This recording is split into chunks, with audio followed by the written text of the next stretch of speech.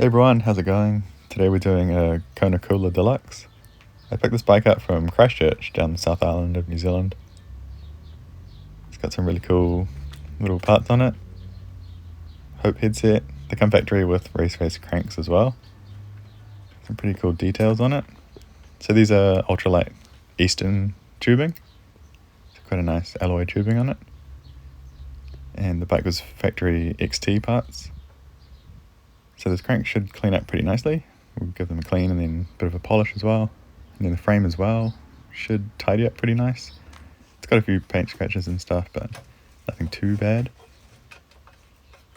So first things first, you've got to throw a seat post on it so we can put it in the stand. Then we'll take the cranks off and everything and get it all stripped down.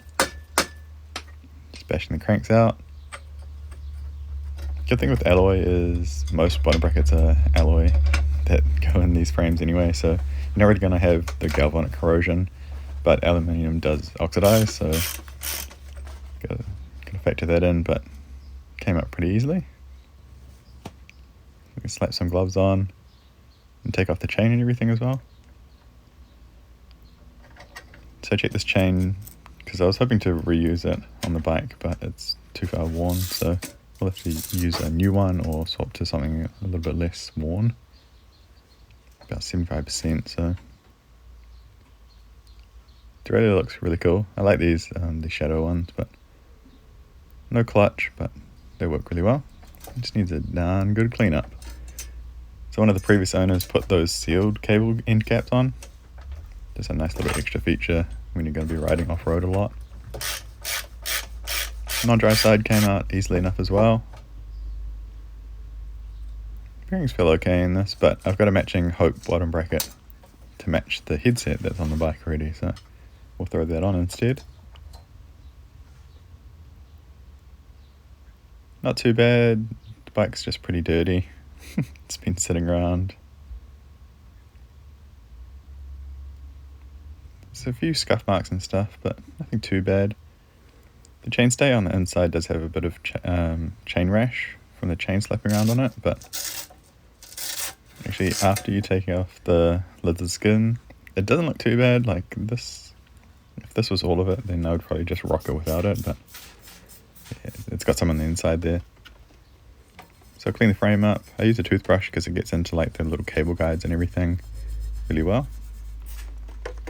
Then on the rest of the bike I would use just a rag or something because it's a bit softer than the toothbrush.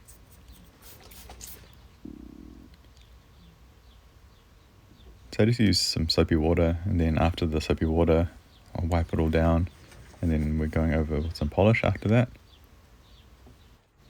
So this is a pretty mild cream automotive polish. I know it said extra cut on there, but it definitely doesn't cut through too much. It just feels like a regular polish.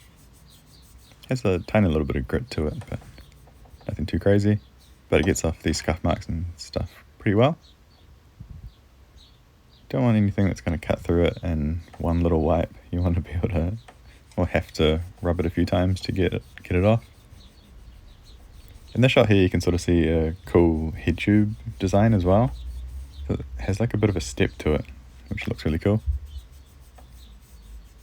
The tubing and stuff on the bike does have some nice features on it, but it's kind of hard to see. So at the head tube it's quite fat, and then it flattens and tapers down.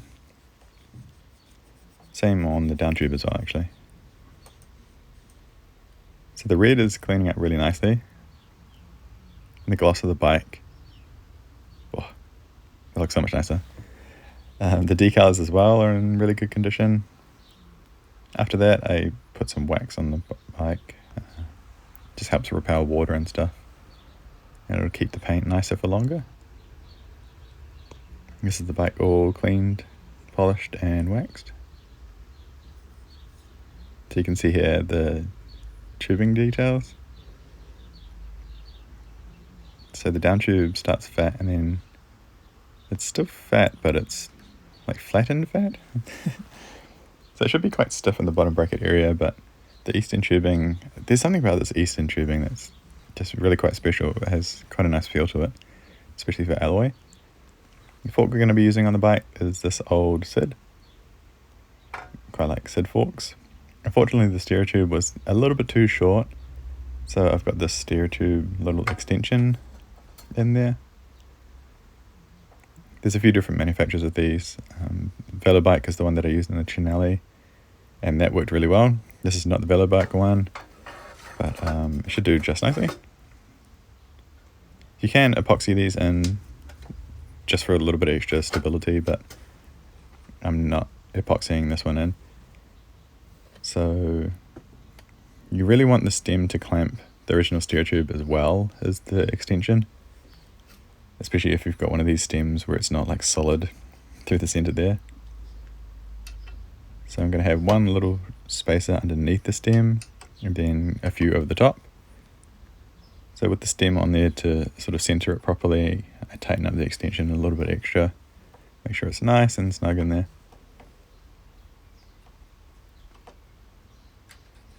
I'm going to get all the spaces and everything right. So I don't know how they do the fork paint like that, but it looks the same as the stem's anodized blue. It looks really cool. So I'm glad I had this stem in my stash. Had a couple little sticky bits on the handlebar. I think this was from a light or like a bike computer. But Dissolve it cleans that up quite nicely. All good to go. The fork there looks really cool on the bike. Over to the cranks now. Going to take the chain rings off because we're going to put that red chain ring on. Just going to run it 1x9 for a pretty simple setup. Should be enough gearing for us. Going to take the chain rings off and then we'll clean the cranks. This dirt is like solidified. It's really dry. Really dry, so we're going to have to soak like a bit of soapy water or degreaser or something there, and then hopefully that should come off pretty easily. This crank's a really strange design. Like, it doesn't have little lips for the chain rings to sit on. It's got, it looks like teeth. It's a really strange design. So sure enough, the dirt, it came off with a little bit of soaking. So I tried just dry brushing it, thinking like, oh, it looks just like dust. But I had to soak it for a little bit, just with some soapy water, and then it loosened it a bit. So you can see here, there's like some little spots of oxidization and stuff. We're going to use some Autosol to polish the crank arm up and see how it goes. So I just did the side of it, and then the face actually came up quite nicely as well. So I'm going to go over the rest of the crank arm. Just putting it in my vise. This is like soft jaws in the vise, so I shouldn't mar it up. Came up pretty good. I could go over with the bench polisher, but I really don't want them to be super polished. It's going to be an off-road bike. It's going to get muddy and stuff, and my shoes are just going to scrape it up, so I don't really want to spend 20 minutes polishing them. Just going to go over a quick couple of minutes with some Autosol and a rag. And that should clean them up quite nicely. They look a lot better. So those are looking pretty good now. The Autosol does a good job at preventing water and stuff from leaving water spots on the crank arms as well. So the Autosol sort of protects in a way as well, which is pretty handy. Throwing the chainring on now. I think this is a 32 tooth. And at the back, I ended up running a 34, but I was going to put a 32 on. So 1-to-1 seems to work pretty good for me for most trails in the area. So the bottom bracket, like I said earlier, we've got this Hope one. This is in good condition. Generally, Hope parts are really good. Just going to throw this on. I had to use one of the spacers or something from the other bottom bracket, but yeah. Cleaned up the threads, put some new grease on, greased the bottom bracket shell, and then we chucked it in. So I always turn it the opposite way, and then you can hear it and let it drop into the threads, and then go the proper way. If you're wondering why it looked like I was turning it the wrong way. That's just sort of to prevent cross-threading. I quite like using like the 24mm or the Holotech 2 bottom bracket and crank system. The cranks normally install really easily. Like you just bash them in, then tighten up the other side or whatever. The only thing is, most of the cranks, they look really new. So in this bike, it's not much of an issue, but on the older like 80s and 90s rigs and stuff, like it's not really an upgrade to put a newer crankset on because it looks so out of place, when a square taper is going to work just fine and look a lot better, more appropriate to the bike. So the chain line, you can sort of eyeball it there, looks like it should be pretty good.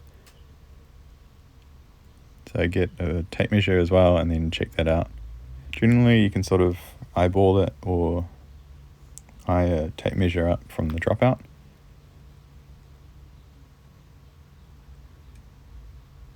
Going over to the shifter. I don't know how everything on this bike is just so filthy. But we got to clean up the shifter as well. Luckily it's not gummed up or anything, so there's no dirt like inside the shifter. Just cleaned up the outside of it. But you can see here in the window that a little bit of dirt or something has got on the inside of the window there. It's not that uncommon. So I just cleaned it out, and then we'll use a little bit of plastic polish to sort of polish the inside of the window a little bit. That'll sort of help things in the future. Looks pretty good. So it still clicks really well. This era, 9-speed, is sort of at that age now where the factory lubricant in there is gumming up. So it's pretty common for these ones to be gummed up and not shift that well, but this one's in good order. Normally when that happens, you can just put like a little bit of solvent in there and then re-lubricate things, and it'll come up quite nicely. So on this bike, this is one of the first disc brake bikes we've done in a while. I can't actually remember. I had these set up on another bike and I bled them and everything on that bike, and now I'm just transferring them over, so no huge setup issues here. Just bolting on the calipers. So normally just leave the mounts or the adapters tight and then loosen off the caliper. So then when you throw the wheels in, you can tighten everything down and center it up to the disc. It's looking pretty cool. Actually, in this shot, it looks like I didn't polish the rear end as much as I should have. On the non-drive side chainstay, it looks like a little bit dull still. Yeah, did I even polish that? I don't know. I thought I did, but maybe I didn't. Maybe I didn't in this clip yet. So throwing on the brake hose now with some cable ties. You can like use those little clip things, but they always fall out anyway. I didn't have any of those little sheath things. I can't remember what they're called, but it's like a little wedge. So I thought could just cut down some inner. Well, I just blanked on it. What is it called? Inner tube. I didn't call it inner tube. I cut down some spare tube and sort of wedge that in. Anything is, I know that the cable or the hose is going to sort of rattle around on the top tube. I don't know whether I should put some vinyl on the top tube and stuff to prevent the thing from like rubbing through the paint. Onto the wheels now. These are Mavic Crossride wheels, and one of the previous owners took off all the decals, but they left some of the sticky stuff on, so now I've got the displeasure of scraping off all the sticky stuff. This took a really long time. I'm just going to show like a couple little clips, but this dissolver works really well. It's basically just like citrus oil. You can use like any kind of pretty safe oil. It works pretty well, like eucalyptus oil and things like that. But came out really nicely. The wheels themselves are in good condition. Nice bearings and everything, but we're going to take the cassette off and clean that. Hopefully the chain that we've got is going to work quite nicely. They have a nice free hub noise as well. The tyres we're going to use on the bike, Mavic Maxxis Crossmark. They're really cool. They've been around for a really long time, the Crossmark. Quite a fast rolling cross-country sort of style tyre. Yeah, really fast. So they come in 2.1 and 2.25. We're running a 2.25 on the front and then 2.1 on the rear. That's not sort of how I would have this set up, but it's the tyres that I had sitting around, and also that 2.1 is slightly lighter than the front. So one of the things I had in the back of my head was, this bike's going to be pretty light. Should I change a couple of things and get it like a little bit lighter? Because I know the SID fork is quite light. So this is one of the only bikes where I've gone like, maybe I should try and shed some weight on it. So after I completed the bike, I've got like lighter tubes and like a couple of little things. So it looks like the cassette should hold a chain. There's no real way of knowing until you get it all on and put it for that first pedal, then the pedal comes up and smashes you in the shin, but I'm going to risk it. So I don't normally do like weight weenie builds or anything, but I weighed the bike and it was 11.01 or 11.1 kilograms. I thought there's no way I can't make it in the 10 kilogram range. So yeah, get some tubes and then it'll be 10.9 or 10.6 kgs or something. Throwing the discs on now. The rear, we're using a 160mm rotor, and in the front is going to be a 180. I normally go 180 front and rear, but this is pretty much what I had sitting around, and this was like the last week before their retro ride. So I did a separate video for the retro ride, but this is like the bike that I built and did for that. Just before we throw the wheel on, give it a quick clean with some brake clean, and throw the wheel in the frame, making sure the caliper grabs the disc. And then now I'll hold the lever and then tighten up the caliper. I normally do the top bolt first, sort of snug that down a little bit, and then spin the wheel and listen to the brake rub. So you might be able to hear it there, and then sort of shift it a little bit. And then you can sort of hear where the brake is heaviest. So right about there. You can center it just by pulling the lever and then tightening the bolts down, but I like to do it this way. You can see there's a little bit of bend in the rotor. So I just use an adjustable spanner and go around and straighten it up that way. There is like a little attachment that you can get for truing stands and stuff, but I've had really good luck and I've never not been able to true a rotor this way, so it works pretty good for me. Next up, we needed to put the chainstay protection back on, but we had a couple of parts to clean. First I had to check that bottle holder actually held my bottle. Some of these are like a little bit too skinny or too not grabby with this bottle, so I check them out now before risking it, because otherwise I'll have to potentially fetch my bottle from down a bank somewhere. So after I cleaned it up with some soapy water and stuff, it still didn't look that great, so I decided to clean it up with some plastic polish. This is it before and that's it after. I obviously didn't want it polished, but I sort of restored some of the black to the bottle holder, so I'm pretty happy with that. Looks a dang sight better. Something I noticed when I was installing it is that it had like a little bit of flex to it, so I ended up putting a little bit of inner tube underneath there. I'm saying inner tube now. A little bit of tube there, just sort of protect the paint just in case, because I figure it's probably going to flex with the weight of the bottle in there. Cleaning up the derailleur now. It's really dusty, and the jockey wheels have probably years of caked up grease and stuff, but it's not, you know how grease or chain lube ends up sort of wet and soft? This was just dry and like really solid. So it came off in layers, but you'll see that in a little bit. So I just used like a little bit of degreaser to clean up the cages and everything.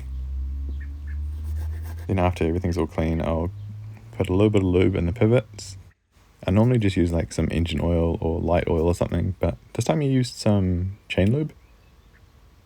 I figure the wet lube is really good at staying put, so that should do a pretty good job, I would think. And then just a tiny bit on the spring as well there. And the limit screws, I normally use some blue Loctite. You can see here, yeah, they're coming up in layers. It was like rock solid. It didn't come off in like a nice uniform like donut. And it's all crumbly and nasty, so I don't know what chain lube they were using. Like it didn't seem waxy, so I don't think it was wax, and normally wax leaves pulley wheels and stuff like a bit cleaner, but I have no idea. Anyway, we got those cleaned up, and then installing them back into the derailleur. Still in really good condition. So if people like the bike, I'd say they really enjoyed it. They just put it away a bit dirty, but that's fine, really. Shows they're using it, which is the main thing, I think. Just snugging those up now. I do use a little bit of blue Loctite on the pulley bolts as well. They don't really need to come undone, you know. It takes a really long time to need to pull the derailleur apart like that. Just installing the derailleur now. From there, we'll put the lizard skins back on the chainstay. Normally do like the center part first and then sort of work my way out from there towards the ends and stuff. Try not to make it too funky looking, like all wavy and stuff.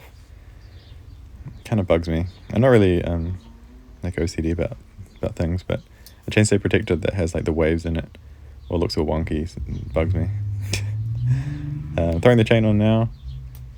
The first chain that I tried, because the chainring is worn, the chain didn't fit on the chainring, so I had to try another one. I think it was a 10-speed. 10-speed is normally fine on 9-speed cassettes, but it was just not playing well with the chainring, so changed to a 9-speed one. Throwing the pedals on now. These are just some race face Chesters or whatever I had kicking around. Kind of like these nice flat pedals. Going to the cables now. This is just some spray lithium grease. Just using the old cable outers with new cable inners. It just gives them like a little bit extra life, really. No need to replace them. They're in good condition. Throwing the cable inner in. You can see that spot on the top tube there where there was that cable rub. So I did shorten some of the cables because they were like too long and like awkward positioning. I think I'll put some frame protection on that top tube there in that spot, but I'm sort of on the fence whether I should touch up that little spot there with some red nail polish or something like that, or just leave it as is. Not sure yet, but for the time being it's just going to stay as is. So I've got the chain on now, got a nice little blue cable end on there, and we'll shift it through the gears. Then added like a little bit more cable tension, and then it was shifting fine. I normally take it for a test ride up the road and stuff afterwards, just to see how it goes. That's the bike pretty well all together now. We just need to throw some grips on it. These are Salsa backcountry grips, and I don't know if you can see that, but it says ADV, like Adventure by Bike, which is pretty cool. Just using some isopropyl alcohol, spray it, drip it inside the grip and then over the handlebar, and they go on pretty easily.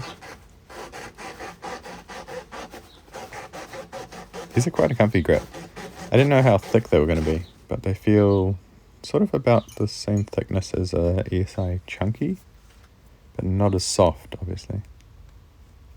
Last thing for the bike, because it's Eastern tubing, I'm going to throw on a Eastern seat post as well. I had this Eastern carbon one sitting around, which is a pretty cool little old piece for it. So I've just got some carbon grease. I don't really use carbon grease that often, but Every now and then it comes in really handy, so this seat post isn't going to get stuck in the frame. That's the bike all done. We took it down to the retro ride, and I did the forest loop, which is about a 30k loop off-road, which was really fun to do. This is the bike on one of the summits. So all of the riding footage actually is pretty well point of view the whole way. I can tell you now that the bike just handled amazingly. So I don't know what it is with this Eastern tubing, but it's like a nice special mix. It seems, especially with the carbon seat post, it seems to like dampen the vibrations and the bumps in the trails like a little bit, but it's, especially with this frame design, it's stiff in the bottom bracket, so it doesn't feel like sluggish when you're pedaling. So the bike like ripped up the hills, and I had so much fun going down them as well on this bike, even without a drop of post. Like the Sid fork, the whole bike overall just handled really well. Didn't have as much grip because of the tires, but like no complaints. Amazing handling bike, really loved it. So hope you enjoy the riding clips and stuff, but I'll see you at the end of the video. Oh, I also put on this little Pedro's, such a cool little piece. This little Pedro's seat tube bag. It's really cool. I also took down my Santa Cruz Bullet. I'm not going to do a video on that, but yeah, I have this like old downhill rig. It's really cool. I took the Rally 20 as well, and DMR Trailstar, which is like the pump track rig. And that's it with the Kona Kula. Pretty sweet, pretty sweet. Cool. Thanks for checking the video out. You can see more of the retro ride and stuff in the previous video. But yeah, there's heaps of cool bikes there. Sweet. Thanks, I'll see you at the end of the video. Bye!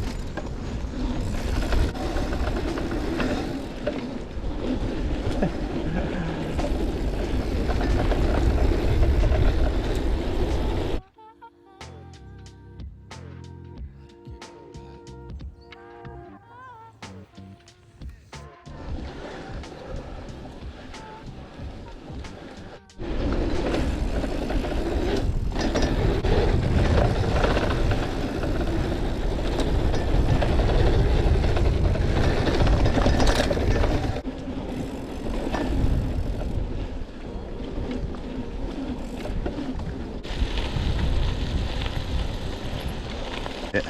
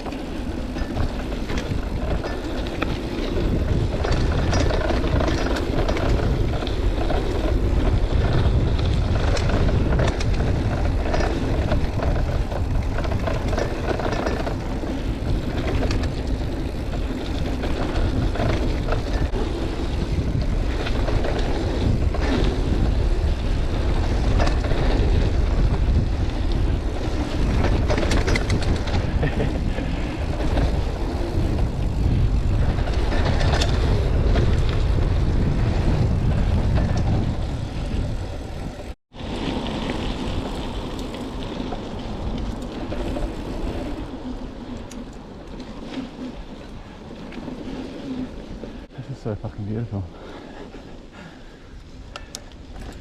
Like, what the fuck?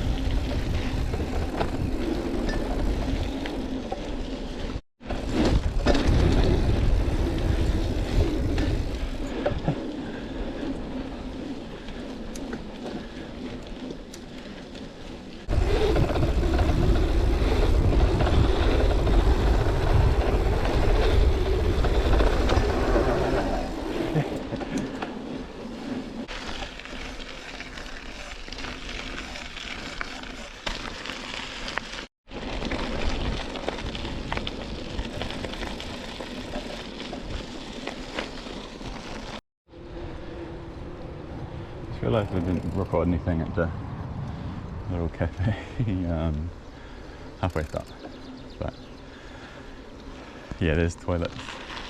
You fill a water bottle up, grab a bite to eat, and keep going. To Putakio Tower.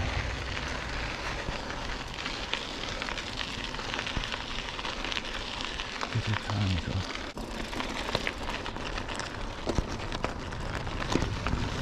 Yeah.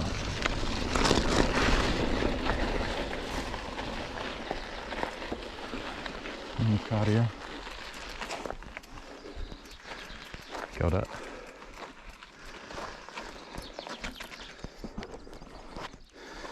If we can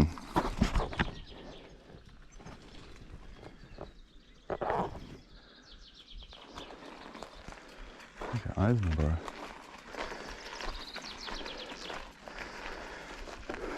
Mukaria Adas Tukaritini.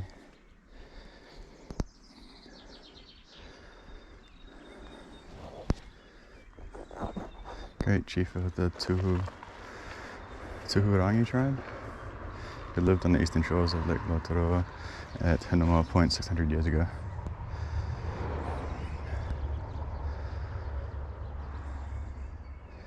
Curious way it's not depicted with eyes, if there's any meaning for that.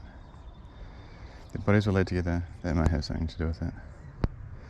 The bodies were laid together in a pile, and that place became known as Tupukanga, the place where the dead were piled up. The Mukaria's head was later found in a cave at Lake Tarawera.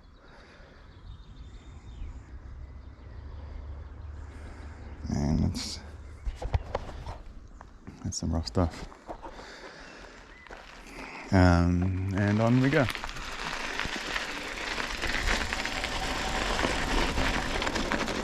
Didn't realise that interlude was going to be very morbid, but there we go. Getting some paint. I know there's a few scratches and stuff on the bike, but I think I might try and find some nail polish that's close. It's a pretty generic red, so should be able to do it.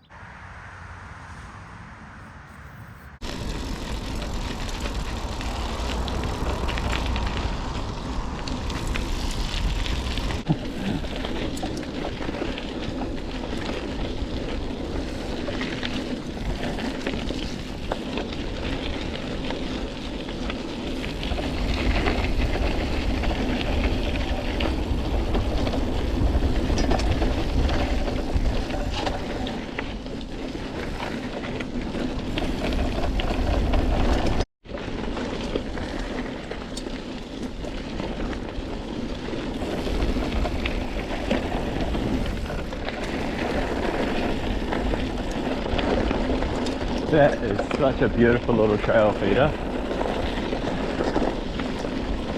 So cool. Oh, that's right. Then there's another little lake coming up. Tree line. And then let's put this in. And then yeah, last time I saw someone on a silly big dummy, which is really cool to see. But you see people on gravel bikes and all kinds of shite. Hardtails and like rigid would be the way to go here. Don't really see the point in like a full suspension. Beautiful, beautiful spot.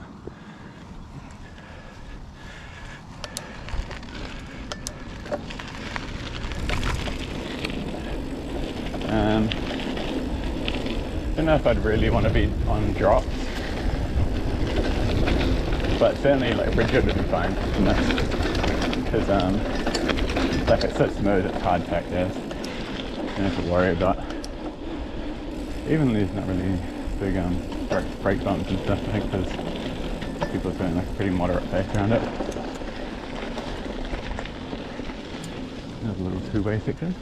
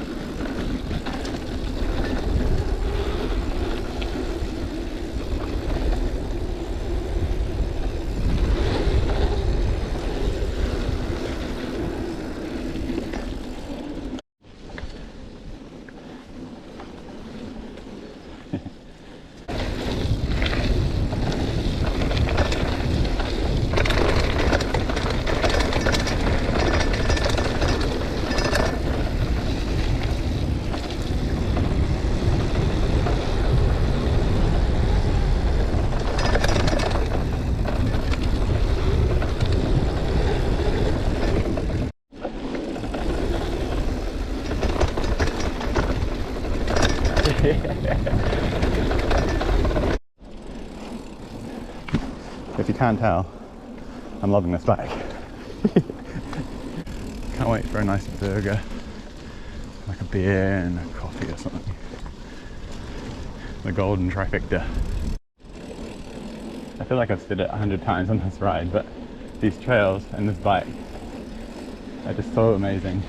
I feel like this bike is just made for trails like this. It's like pretty smooth, single track stuff, up and down, so nice XC sort of cross-country vibe to it. Nothing too extraneous, but just heaps of fun. Especially with a nice swooping bends and stuff.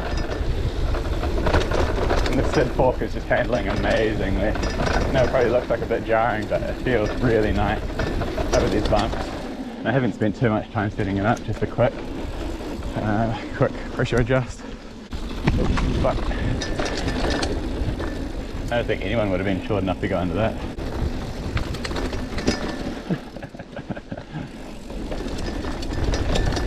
a bit dark through here. So I just came across someone that had just fallen off. They're okay. But this stuff is so slippery.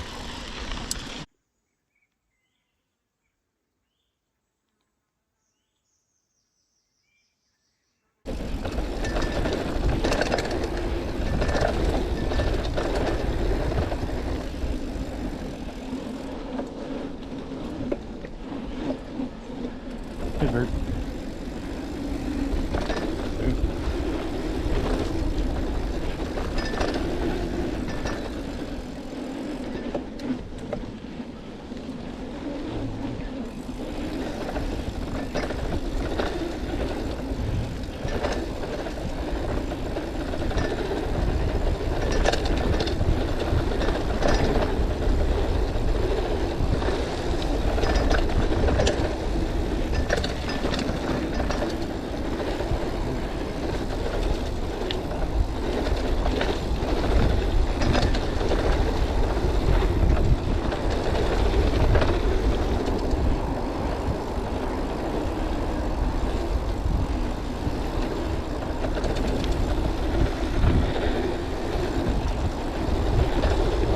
This is amazing!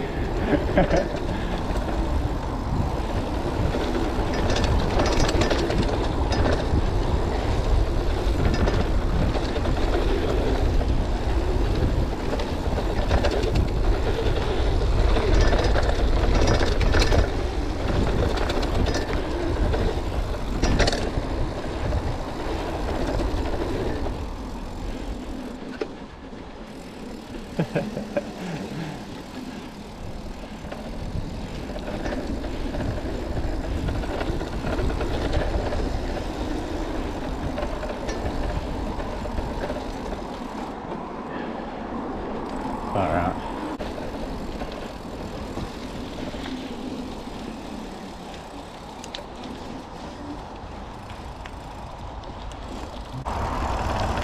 So I'll skip out the boring part. Not on the road, but it's pretty boring. From memory. Okay, cool. Yeah, good. They pass so fast. Yeah, so fast, dude, so fast. Enjoy the rest of your ride. Thank you. See ya.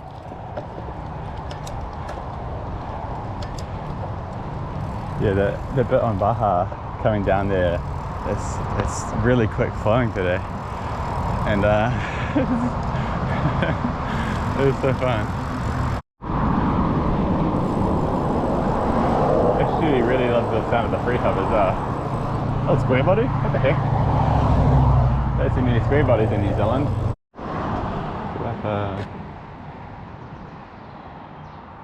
Yeah, I'm hungry.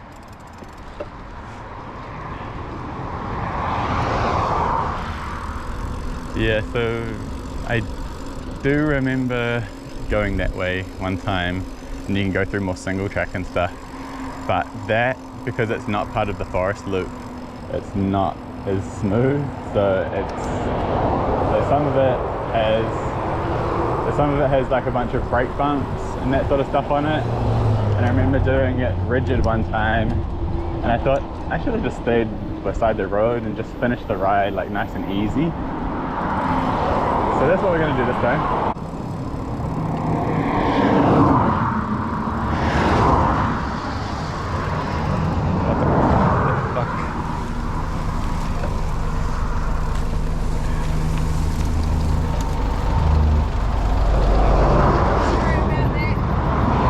So good, I'm sure you're more important. You ran out of gas, so you blocked the fucking only footpath. So stupid. This course looks really beautiful, but it's really big piece. It just takes over shit. It'd be crazy. Is that a boat? Look at a boat! What the? That's so sketchy! What the fuck? Jesus Christ! Because it's probably marginally better than having a car on top, but holy crap. It's a beautiful ride. Why does it no hands? No hands just great. course it does. Why wouldn't it? There's a sign that said 4K. 4K more to go. Still going. Done. And with that, that's the forest loop all done. At the end here, there's a really nice little spot to have a beer and a good burger and coffee. So that's pretty much what I did after that. Really hit the spot too. The Kona rode just amazingly. Like I don't really have anything that I think I would change on the bike. Slightly wider handlebars would be good. I think it'd been cool to try out some carbon ones if I could find the Eastern ones to suit it in 31.8 clamp, but other than that, I think I'll just leave it as is.